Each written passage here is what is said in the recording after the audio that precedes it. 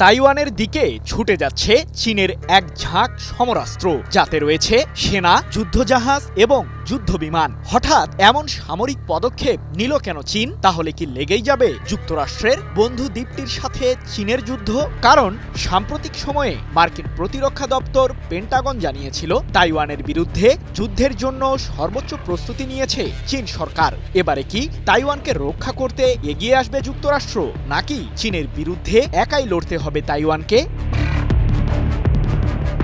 যুদ্ধের জন্য ব্যাপক প্রস্তুতি নিয়েছে চীনের সামরিক বাহিনী, আর সেই প্রস্তুতির জানান দিতেই জাস্টিস মিশন 2025 পরিচালনা করছে দেশটি। এদিকে চীনের সম্ভাব্য আক্রমণ ঠেকাতে নিজেদের সামরিক বাহিনীকেও নির্দেশ দিয়েছেন তাইওয়ানের প্রেসিডেন্ট লাই চিং-তে। কিন্তু হঠাৎ এমন সামরিক উত্তেজনার মাধ্যমে কি বার্তা দিতে চায় বেইজিং?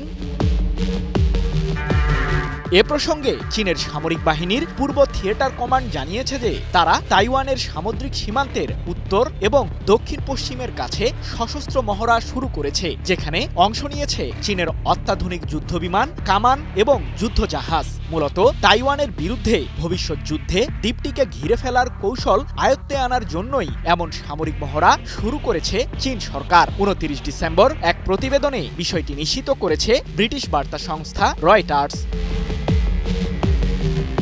এদিকে তাইওয়ানের একজন জ্যেষ্ঠ নিরাপত্তা কর্মকর্তা রয়টার্সকে জানিয়েছে, দ্বীপটির চারপাশে কয়েক ডজন চীনা সামরিক জাহাজ এবং বিমান চলাচল করছে, যার মধ্যে কিছু তাইওয়ানের উপকূল থেকে 24 নটিক্যাল মাইল দূরে অবস্থান করছে। বিষয়টিকে তাইওয়ানে ইচ্ছাকৃত অনুপ্রবেশ হিসেবেই আখ্যা দিয়েছে তাইপে। 2022 সালের পর থেকে বেশ কয়েক দফায় তাইওয়ান সীমান্তের কাছে এই ধরনের সামরিক মহড়া পরিচালনা করে আসছে চীন। মূলত সে সময় মার্কিন প্রতিনিধি পরিষদের স্পিকার ন্যান্সি পেলোসি গণতান্ত্রিকভাবে শাসিত দ্বীপটি পরিদর্শনে যান, যা তাইওয়ান চীন সম্পর্কে আগুনে ঘি ঢালার মতো হিসেবেই কাজ করে। সাম্প্রতিক সময়ে জাপানের প্রধানমন্ত্রী সানেই তাকাইচিও বেইজিংকে লক্ষ্য করে হুঙ্কার দেন। তিনি সতর্ক করে জানান, তাইওয়ানের উপর চীন আক্রমণ চালালে টোকিও থেকেও সামরিক প্রতিক্রিয়া জানানো হবে।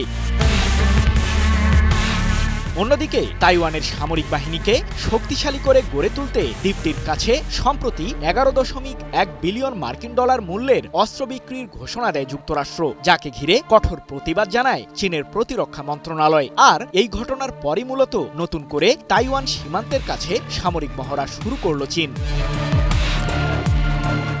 চীন দীর্ঘদিন ধরেই তাইওয়ানকে নিজেদের একটি বিশেষ প্রশাসনিক অঞ্চল হিসেবে দাবি করে আসছে, তবে তাইওয়ানের সরকার বরাবরের মতোই নিজেদেরকে স্বাধীন রাষ্ট্র হিসেবে বিবেচনা করে। এমনকি মার্কিন প্রশাসনকেও তাইপের পক্ষে বিভিন্ন সময়েই সাফাই গাইতে শোনা গেছে। সাম্প্রতিক সময়ে মার্কিন প্রতিরক্ষা দপ্তর পেন্টাগন জানায়, তাইওয়ানের পুরো দখল নিতে আগামী 2027 সালের শেষ নাগাদ দ্বীপটির বিরুদ্ধে যুদ্ধ ঘোষণা করবে চীন। এমনকি সেই যুদ্ধে জয়লাভও করবে বেইজিং, দাবি পেন্টাগনের। সৃজন মাহমুদ, নিউজ 24।